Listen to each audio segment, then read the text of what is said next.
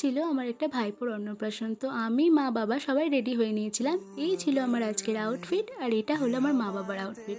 আমরা রেডি হয়ে নিয়ে গিফট নিয়ে চলে গেলাম অন্নপ্রাশন বাড়ি। আজ যার অন্নপ্রাশন সেই পুচকের নাম হলো আয়ুষ। এই যে লেখা আছে দেখো, আয়ুষের শুভ অন্নপ্রাশন।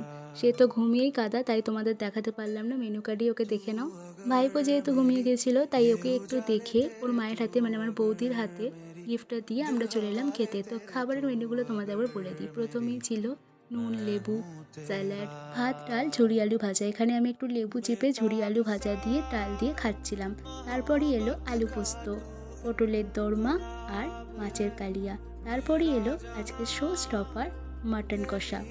দেন পাতে পড়লো চাটনি, পাঁপড় আর পায়েস। শেষ পাতে মিষ্টি মুখে ছিল রসগোল্লা, যেটা আমি খাইনি, মায়ের পাত থেকে ভিডিও ক্লিপটা নিয়েছি। দেন ছিল বাটারস্কচ ফ্লেভারের আইসক্রিম আর পান মশলা, যেটা খেতে খেতে বাড়ি চলে এলাম।